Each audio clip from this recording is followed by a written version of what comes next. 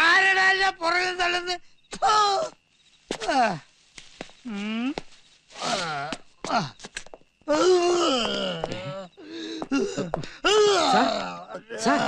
Sir എന്തേ കാണിക്കണേ? മറ്റുള്ളവർ കണ്ട വളരെ മോശമല്ലേ സാറേ ഇത്? ഇങ്ങോട്ട് വന്നേ, ഇങ്ങോട്ട് വരാൻ തോന്നരുതേ ഗോപാലകൃഷ്ണ. ഇങ്ങോട്ട് വരുന്നേ. ഒരു കൂട്ടും വേണ്ട, ഞാൻ ഒറ്റയ്ക്ക് പോകും.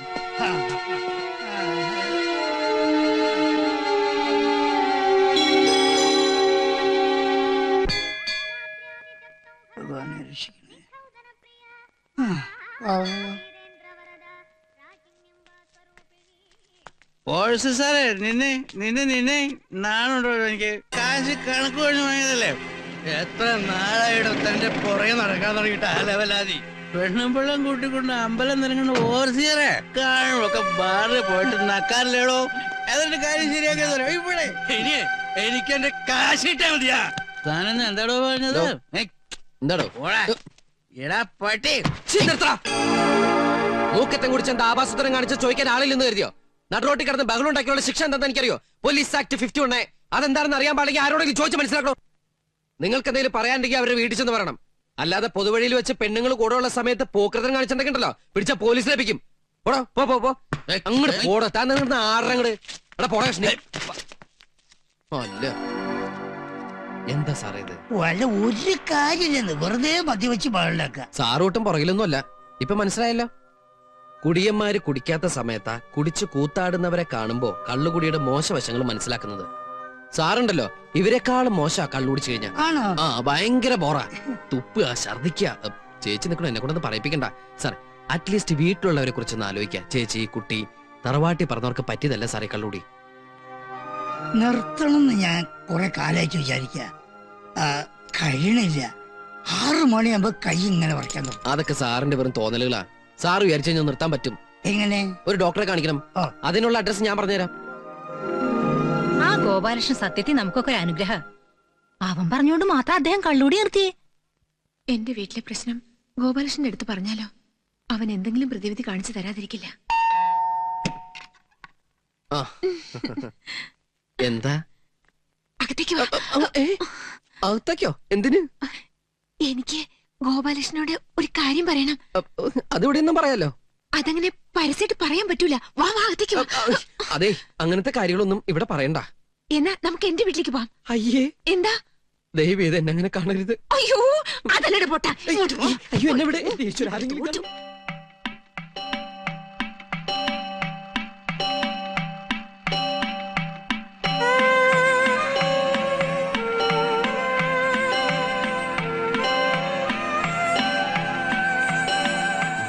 അപ്പൊ അതാണ് പ്രശ്നം അല്ലേ?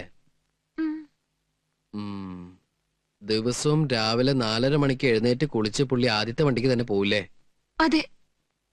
വീട്ടില് ടൈം പീസ് ഉണ്ടാ? ഉണ്ട്. അങ്ങനെയാണെങ്കിൽ ഇനി അത് വെളുപ്പിന് 3 മണിക്ക് അടിക്കാൻ പാകത്തിന് ശരിക്കും വൈൻഡ് ചെയ്ത് വെച്ചോളൂ. അതെന്തിനാ? ആ സമയത്ത് അലാറം കേട്ട് പുള്ളിക്കാരൻ എഴുന്നേൽക്കും. പിന്നെ ഉറങ്ങാൻ പറ്റില്ല. വെളുപ്പിന് 3 മണിയാണേ. അവിടെയാണ് നിങ്ങൾക്ക് ബുദ്ധി ഉണ്ടെങ്കിൽ അത് പ്രയോഗിക്കേണ്ടത്. മനസ്സിലായില്ല.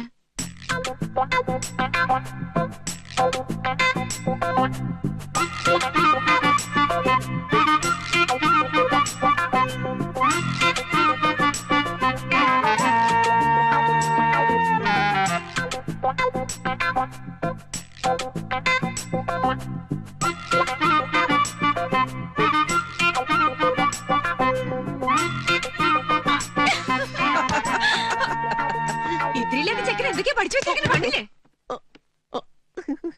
കാര്യങ്ങൾ മുഴുവൻ മനസ്സിലാക്കി കഴിഞ്ഞപ്പോ ഇത്തിരി ഇല്ലാത്ത ചെക്കനാ. അത് കൊള്ളാലോ.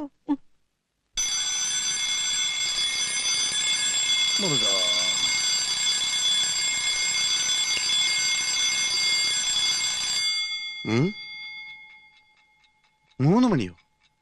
ഇതാരാ 3 മണിക്ക് അലാറം വെച്ചത്? 2 മണിക്കൂറുണ്ടല്ലോ. ഛേ, തൂക്കം പോയി.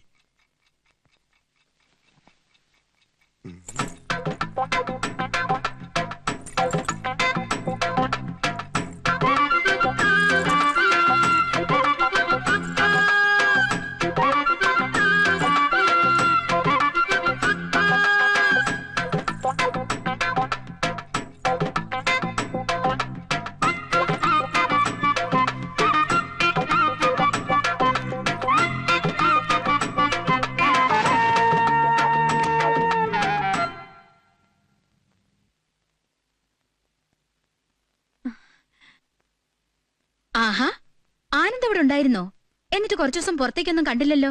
അത് ആ എന്താണ് ആകെ ഒരു മാറ്റം? ഇങ്ങ് വാ, ചെവില് പറയാം.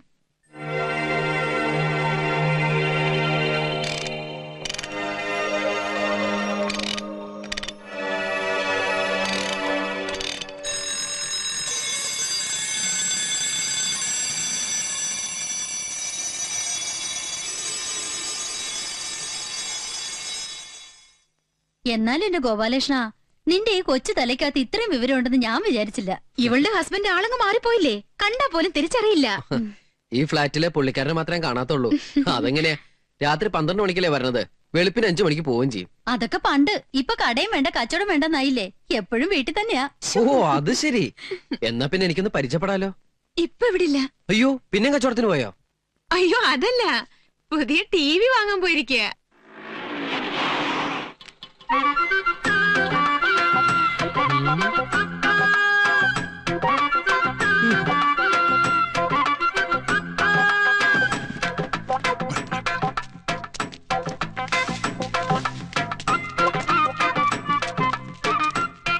എന്റെ കർത്താവേ, ഈ കോലം കണ്ടില്ലയോ?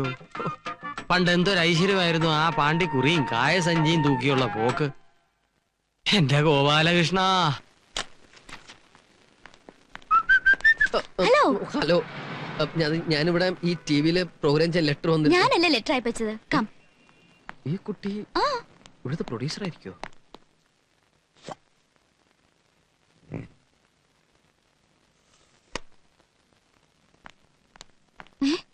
അതെവിടെ പോയി? ഞാനിവിടെ ഉണ്ട്. മേക്കപ്പ് വേണ്ടേ? അയ്യോ, മേക്കപ്പ് വേണ്ടേ? ഒരു തവണ മേക്കപ്പ് ചെയ്താ എനിക്ക് കോട്ടം ഇട്ടാ മതി. ഈ ഷർട്ട് നന്നായിട്ടുണ്ടല്ലോ. ഷർട്ട് നന്നായിട്ടുണ്ടോ? ആ ഓക്കേ, വേണ്ട, ഈ തൊപ്പി ഒന്ന് വെച്ചോട്ടോ. ജോക്കർ പോലെ ഉണ്ട്. ഏ, രമ്യ തുടങ്ങാം. ശരി. എക്സ്ക്യൂസ് മീ, ഇന്ന് നമ്മൾ ചെയ്യാൻ പോകുന്ന ഐറ്റംസിന്റെ ഡീറ്റെയിൽസ് വേണ്ടേ? വേണം. ആ, ready, start camera. Running. Okay. മതിയാകുമ്പോ പറഞ്ഞോട്ടോ, അടുത്ത കാലത്തൊന്നും ഓടി ശീലമില്ല. പ്രോഗ്രാം തുടങ്ങുന്നതിന് മുമ്പ് ആളെ ഓടിക്കുന്നത് പരിപാടി ഉഷാറാവാനാ. ഇതെന്തായി കാണിക്കുന്നേ? അല്ല, റണ്ണിങ് പറഞ്ഞു, ഓടാൻ പറഞ്ഞു. റണ്ണിംഗ് എന്ന് പറഞ്ഞ ക്യാമറയ്ക്കാ. അപ്പൊ ക്യാമറ ഓടി ഇങ്ങോട്ട് വരുമോ? അല്ല, എനിക്കൊന്നും അറിയില്ല കേട്ടോ. ശരി, തുടങ്ങാം. ഡീറ്റെയിൽസ് പറയണം. ഇന്ന് നമ്മൾ ഉണ്ടാക്കാൻ പോകുന്ന പുതിയ ഐറ്റം ബ്രിഞ്ചാൽ ഗുൽഗുൽ ഗുലാബി. ഇതൊരു മുഗൾ, അഫ്ഗാൻ, ഹിന്ദുസ്ഥാനി, രാജസ്ഥാനി കൊളാബറേറ്റഡ് ഫുഡാണ്.